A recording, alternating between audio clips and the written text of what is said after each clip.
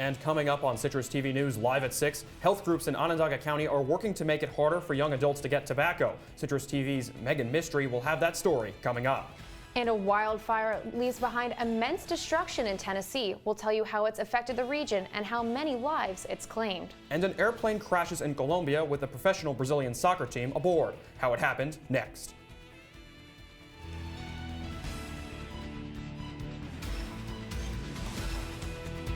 From the Citrus TV studios, this is Citrus TV News live at 6, your campus news leader. Good evening and welcome to Citrus TV News live at 6. I'm Jamie Weiss and today is known nationally as Giving Tuesday. And I'm Rob Romano. Here at SU, however, we like to call it Giving Tuesday. That's our top story tonight.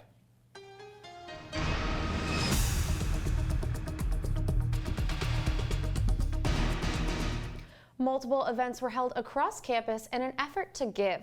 The SU Philanthropy Council headed to the Samaritan Center downtown to volunteer. And a lunch was held on campus to benefit the United Weiss Center in the Women's Building this afternoon.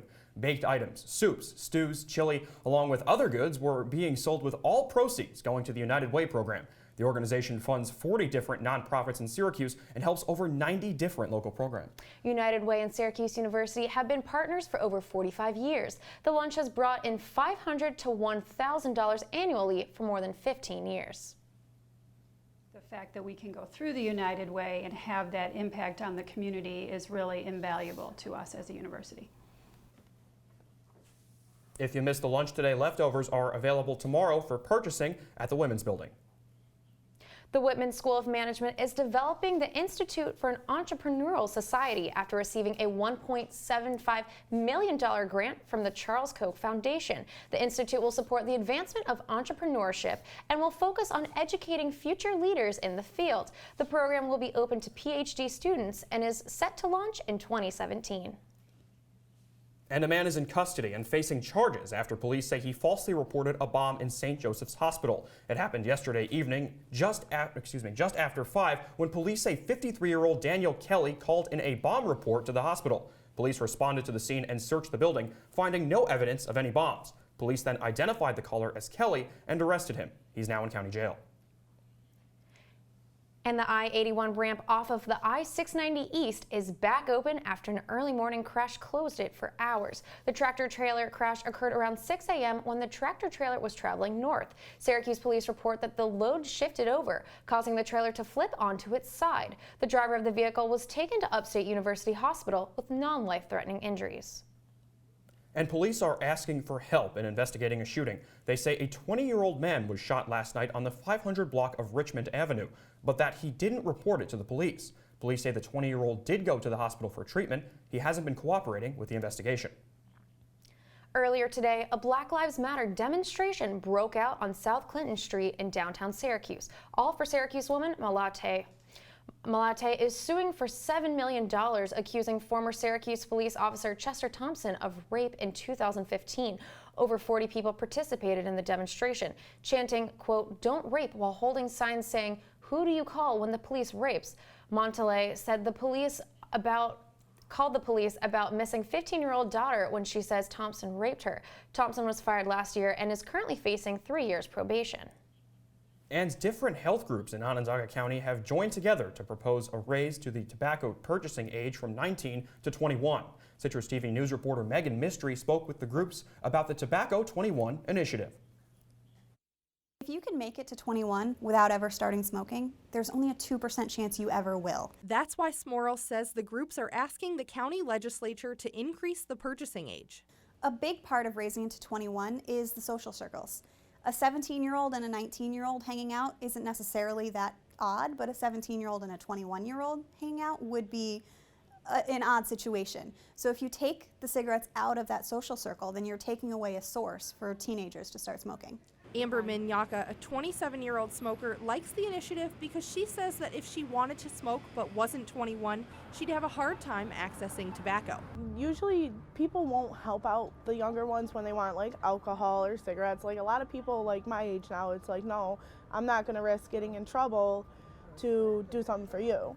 The initiative has 300 signatures of support. Lloyd Withers, a marketing director for the American Cancer Society, says the next step is a proposal from the Health Committee to the legislature. If any bill is passed raising the tobacco purchasing age, you'd have to be the same age to purchase these as you already are to purchase this. But the Tobacco 21 initiative isn't about stopping smoking entirely. It's just about preventing young adults who might be susceptible to picking up the habit. Young people are vulnerable to this addictive product, and it's not only addictive, but it's known to kill. Withers expects the county legislature to vote on a bill sometime in January. Smorrell says the increase would have only a small effect on businesses. Nationwide, tobacco sales under the age of 21 only account for 2% of sales. That's it. Megan Mystery, Citrus TV News.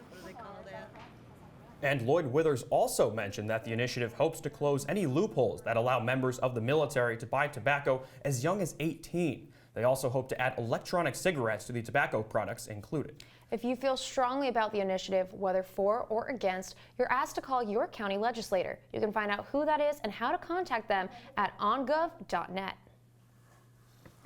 And now we've all heard of ticket scalping, buying tickets and reselling them for extra money. But when this happens online, it can be harder to police. A new law signed by Governor Cuomo aims to crack down on ticket bots, software that allows people to buy as many tickets as they want and continue to resell them online for a profit. The New York Attorney General's office says it's found multiple concerts that were affected by these ticket bots, with tickets being made unavailable for a number of artists. Cuomo says the goal of the law is not only to make these bots illegal for third-party sellers, but to also bring, quote, fairness and equity back to the ticketing industry. Coming up on Citrus TV News, a plane crash took the lives of 76 Brazilian sports figures. We'll tell you what might have caused the crash. And Delta Airlines is apologizing tonight for not taking a passenger off one of their planes. We'll tell you what happened a few weeks ago involving a passenger's political views coming up next. I'm Citrus TV weather anchor Brendan Tierney in for Nicole Dementry tonight. Today was a different day than yesterday as rain came overnight and cooled campus down and brought some strong winds with it. Taking a look at quad cam, it looks like things have calmed down a bit this evening, but will the wet weather return? I'll let you know coming up in my exclusive Citrus TV 5-day forecast.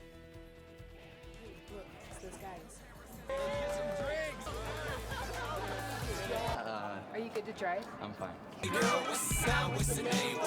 How many did you have? I should be fine. You should be. Go and step out of the vehicle for me. See ya, buddy. Good luck. So turns out, buzz driving and drunk driving, they're the same thing, and it costs around $10,000. So not worth it.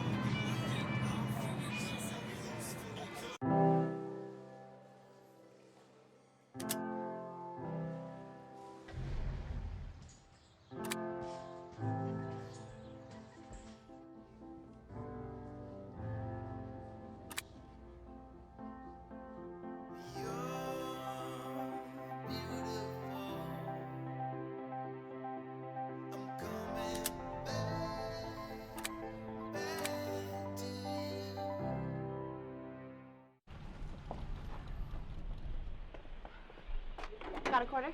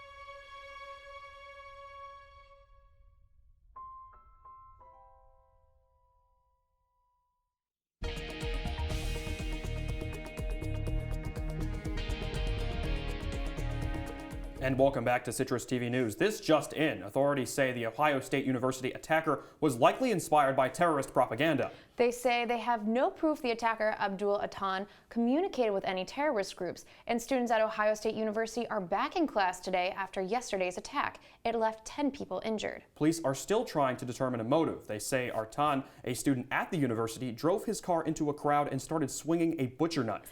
A university police officer shot and killed him 2 minutes after the attack started. Police say Artan posted a recent Facebook status saying he, quote, hit a breaking point. This will be one that I will always remember in my career. I mean, when you go into the city of Gatlinburg, there is fire on all sides of the city. That was a National Park Service superintendent describing the wildfire in Gatlinburg, Tennessee that has killed 3 people. It also destroyed nearly 150 buildings. Another 100 buildings have heavy damage. The fire threatened resorts and homes and led thousands to evacuate. Heavy winds and the worst drought in a decade caused the fire to swell. Now officials say only 14 buildings still have active fires. Also in Tennessee, the driver of a school bus that killed 6 children in Chattanooga, Tennessee, appeared in court today. The accident happened last week after police say Jonathan Walker may have driven too fast, causing the crash. 36 students were on the bus. Documents show that many complaints had previously been issued against Walker, claiming he drives too recklessly and too fast. He now faces charges of vehicular homicide, reckless endangerment, and reckless driving. No traces of drugs or alcohol were found in his blood at the time of the crash. His lawyer commented on the situation earlier today. Obviously, this has been a devastating tragedy for the Chattanooga community. There are families in mourning. There are families who are still dealing with loved ones who are in the hospital in intensive care. As he sits in the jail right now, Mr. Walker is an innocent man. In the eyes of the law, he is an innocent man, and he will remain so until proven otherwise. And moving to politics, President-elect Donald Trump continues to fill cabinet positions. Today, he picked Elaine Chao for Secretary of Transportation. She formerly served as Secretary of Labor from 2001 to 2009, and she is also married to Senate Majority Leader Mitch McConnell. She is expected to help Trump pass an infrastructure bill for spending. And President-elect Donald Trump is also facing harsh criticism after he took to Twitter this morning. He tweeted, quote, "Nobody should be allowed to burn the American flag." If they do, there must be consequences, perhaps loss of citizenship or a year in jail. But the Supreme Court has previously ruled flag burning as constitutional. It is unclear if Trump will ask Congress to create a law banning it. And the Senate will host a bipartisan tribute to Vice President Joe Biden next month. The event will be on December 7th with Biden in attendance. It's led by Democratic Senator Chris Coons, who holds the Delaware Senate seat that Biden held for 30 years. He says Senate Majority Leader Mitch McConnell welcomed the concept of the tribute. And dozens were arrested for civil disobedience, including State Senator Jamie Eldridge in Boston this morning at a wage protest in Cambridge. Non-union airport passenger service workers, along with other protesters, were at Central Square when the arrests were made. Protesters want to increase the minimum wage from $11 an hour to $15 an hour, raise up Massachusetts plans to draft legislation for the wage increase over several years.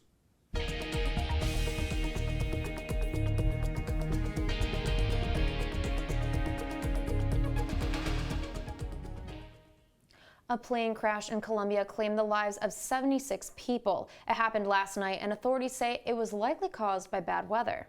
Lamia Airlines Flight 2933 was a charter flight to the city of Medellin and was carrying members of the Brazilian soccer team Chapecoense. The team was flying to Colombia to play club team Atlético Nacional, the first leg of the Copa Sudamericana final. And also, Chapecoense was enjoying the best run in the club's history, believe it or not. The victims include the club's manager, star players, and numerous Brazilian sports journalists. And new numbers on the effect of the Syrian civil war. The United Nations said today that 16,000 people have fled violence in eastern Aleppo. Roughly 200,000 are still left in that region of the city, but heavy airstrikes by the Syrian regime continue. As of yesterday, Russian media outlets reported that 40% of eastern Aleppo is now held by the regime rather than rebels. And the 7-year-old Syrian girl, famous for tweeting about the civil war through her eyes, is now without a home. And she and her mother tweeted that her dolls are gone and that the two were running for safety. Nearly 400,000 people have died in Syria since the war began 6 years ago. And the Prince of Thailand is now on his way to becoming king. Crown Prince Maha Vajiralongkorn has been sent a formal invitation from the country's parliament. The prince is going to replace his father, who was beloved among Thai people. The king died last year after serving for 70 years.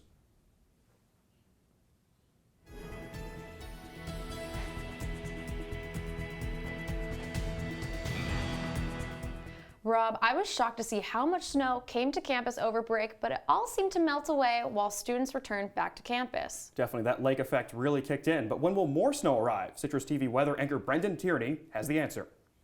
Thanks, guys. More snow will be coming our way this weekend, but it wasn't too bad outside. Today, we're looking at 55 degrees as our high, which made the precipitation that was in the area fall as rain instead of snow. 41 degrees was our low, cloudy with some sun, but the big issue was the wind. It was gusting up to 30 miles per hour out of the south today, and that was not letting temperatures get much out of the 50s, which is pretty seasonable this time of the year. We're checking in right now at 55 in Ithaca, 56 here in Syracuse, and it's like that around most of the region. Your current radar shows most of the rain is moved off to our east, so it's going to be dry in Syracuse tonight. Unfortunately, this is part of a much bigger system. As we take a look at your surface analysis map, you're able to see a cold front with low pressure system that will be moving off into our area as soon as the current system we're under influence of moves off the coast, so there's more rain coming its way for the rest of the week. Not too bad overall tonight, though. It does get a little wet tomorrow, however. We're taking a look at your future radar. You're able to see some storms moving into the Syracuse area tomorrow midday around 10 a.m. to noon. It's not out of here until tomorrow night, so if you're heading to class tomorrow, grab an umbrella on your way out the door. Tonight, not bad, however, if you're going out to watch the Syracuse basketball game. They're in Wisconsin. It's going to be much nicer here than it is out there. 48 degrees with intermittent clouds. The wind will still be sticking around campus, however. Now your Citrus TV 5-day forecast checking in at 54 degrees tomorrow. 65% chance of rain will be coming mid-morning to early afternoon. Thursday, 47 degrees with some rain sticking around in the morning. And then Friday, that rain might be changing over to snow a little bit. We're tracking that for both Friday and Saturday. Depends where the temperature is. And Sunday, the rain is finally out of here. Nice and cloudy. It does get much colder, though. Well, Brendan, it looks like we have a lot of rain on the forecast, but by the time the snow arrives, is that snow going to stick? Is the ground going to be too wet and too warm? Well, we're looking at about a ½ inch to an inch of snow throughout the 2 days. It will be accumulating. As we get later in the night, it should be cold enough for the snow to stick. All right. All right, thank you so much, Brendan. Thanks, guys. And coming up on Citrus TV News, which state may have local cases of the Zika virus? And the musical that has broken more records than any show on Broadway. Stay with us. Are your children in the right car seat for their age and size? It may be too late to check when you're on the road. Fortunately, you're on the couch. Don't think you know you know. There's one thing you can never have sex without. It's not something you buy. Or something you take.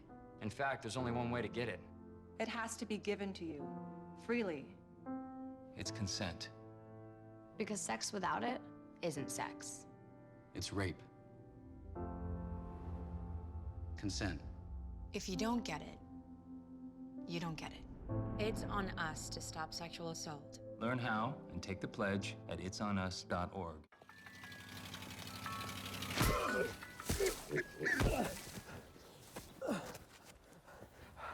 So, same time next week?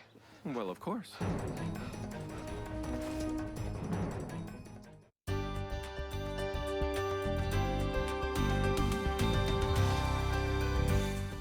And welcome back to Citrus TV News.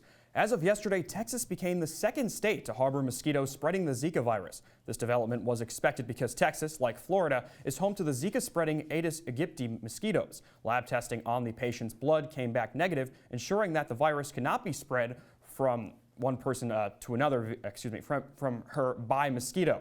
According to the Texas State Health Commissioner, the virus is not thought to become widespread throughout the state, but people should remain cautious. And 3 people are dead in Australia after an unusual weather incident triggered a deadly disease. Thousands suffered from thunderstorm asthma on Monday in Australia's southern state of Victoria. Thunderstorm asthma is caused by a thunderstorm occurring when the pollen count is high. The storm causes the pollen to break up and get lodged into throats, causing breathing problems.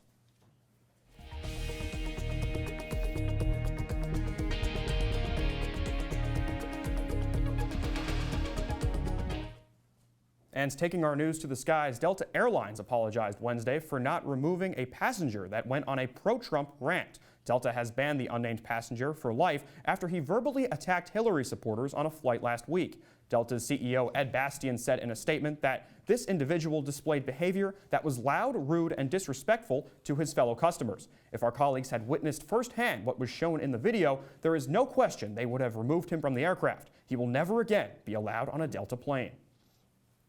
And Bud Light is offering a new promotion right out of Willy Wonka's playbook.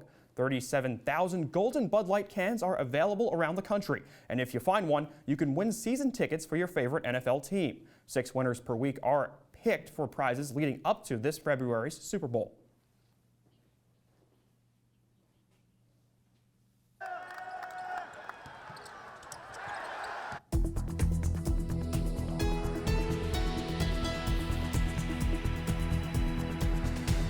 The indie film Moonlight has won the top prize at the Gotham Independent Awards in New York City. The film won the prizes of Best Feature, Best Ensemble Cast, and Best Screenplay, among others. The movie follows the life of an African-American man growing up in Miami and is broken up into 3 parts spanning his entire life. The movie has already garnered rave reviews and Oscar buzz. And moving to the stage, the wildly popular Broadway show Hamilton had a record-breaking week. The musical crossed $3.3 million last week. That's the most money a show has crossed in a single week in the history of Broadway. Lin-Manuel Miranda's Tony Award-winning musical is notorious for its exclusivity. The average ticket last week sold for $303, but it is reported that some sold for just under $1,000. And moving to the silver screen, the star of HBO's Westwood reveals she was raped. Evan Rachel Wood posted on Twitter that she was raped both by a former significant other and also by a bar owner. She says she felt she could no longer remain silent. Following this, she says she's taking a break from social media. Coming up in sports, I preview the men's basketball game. A couple of Orange athletes received some recognition. I'll let you know who, and the women's basketball team remained ranked this week. I've got all that and more after the break, so stay tuned. Taking care of a family member can lead to plenty of questions. Fortunately, there's a place to get the answers, for them and for you. Find articles, tips, and tools from experts and others who have been in your place.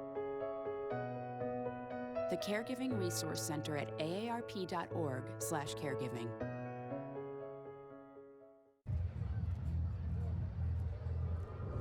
Looking for these? You drive buzzed. It could be one very expensive ride. First, you gotta make bail. Then pay me to get your car back.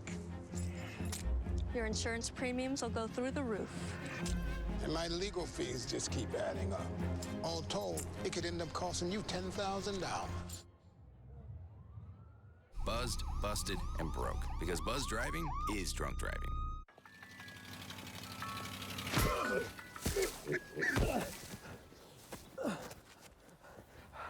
So, same time next week? Well, of course.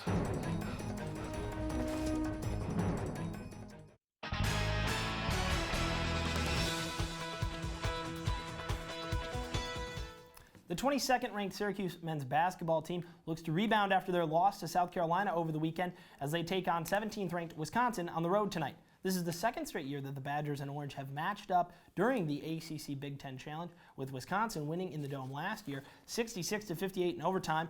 Wisconsin is 5-2 on the year, while Syracuse is 4-1. This is also the first true road test for Cuse, as the previous one was on a neutral court in Brooklyn. Game time is 7:30. Make sure to tune in to OTN after the game to catch the full breakdown on Orange Press Pass. Miles Robinson has been named a semifinalist for the Missouri Athletic Club Herman Trophy. This is the highest individual award in collegiate soccer. Robinson was just one of 2 sophomores to be named a semifinalist. January 6th, 2017 is when the winner will be announced at a banquet in St. Louis. Robinson paced the Orange on defense and was named the ACC Defensive Player of the Year, along with being named First Team All-ACC. Robinson was 5th on the team with 9 points and helped Syracuse record 11 shutouts.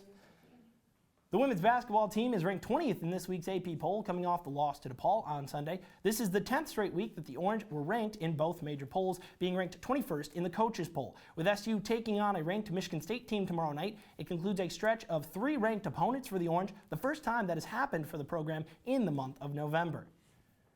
Syracuse receiver Amba Adetao was named First Team All-ACC and also received All-ACC honors along with 5 other players this week. Adetao had a monster season in which he had 94 receptions for just under 1,500 yards and 14 touchdowns. The 14 touchdowns tied Etowah for the Syracuse record in receiving touchdowns in a season. Etowah is coming off the best game of the season in the season finale against Pittsburgh, in which he caught 5 touchdown passes and hauled in 13 passes for 178 yards. He was also named a semifinalist for the Blitnikoff Award, which goes to the best receiver in the nation. The Brooklyn Nets take on the Los Angeles Clippers tonight at home in the Barclays Center. The Nets are 4-12 and on a 7-game losing streak, while the Clippers are 14-4 and after looking like the best team in the NBA, find themselves on a 2-game losing streak. Nets starting point guard Jeremy Lin will most likely miss tonight's game as he recovers from a hamstring injury. Game time is 7:30. The Buffalo Sabres take on division rival, the Senators, tonight in Ottawa. The Sabres currently sit in the bottom of the Atlantic Division with a 7-9-5 record. The Senators are the second team in the division with a 14-7-1 record. Sabres center Jack Eichel is expected to make his season debut against the Senators. Eichel was out because of a high ankle sprain. Game time is 7:30. The New York Rangers are also in action tonight, taking on a division rival, Carolina, at home in the Garden. The Rangers are atop the Metropolitan Division with a 15-7-1 record, while the Hurricanes are near the bottom of the division with a 9-8-4 record. The Rangers are coming off a 2-0 loss on Sunday to the Senators, while the Hurricanes are coming off a 3-2 win on Sunday against the Florida Panthers. Game time is 7 o'clock. And Yoenis Cespedes is staying put after signing a 4-year, $110 million deal with the Mets today. The deal also includes a no-trade clause and will give Cespedes the highest average annual value contract ever for an outfielder. Cespedes was selected to his second All-Star game of his career in 2016 after smashing 31 homers and having 86 RBIs to lead the Mets. He led the Mets in both categories, including last season's deal and a $100,000 signing bonus. He has cost the Mets $137.6 million with an M dollars over the past 5 years. Thank you so much, KJ. And coming up on Citrus TV News, we'll tell you all about the future of I Love New York signs on New York State roadways. Don't go anywhere. I see you mobbing over her. Let's go. Let's mob. Let's crawl. Let's crawl. Let's crawl. Hey, yo, we mobbing. Come on, girl. Let's crawl. Hey, yo, let's crawl. Hey, yo, let's crawl.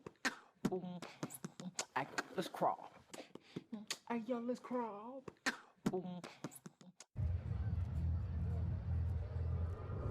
Looking for these? You drive buzzed. It could be one very expensive ride. First, you gotta make bail. Then pay me to get your car back. Your insurance premiums will go through the roof. And my legal fees just keep adding up. All told, it could end up costing you $10,000. Buzzed, busted, and broke. Because buzz driving is drunk driving.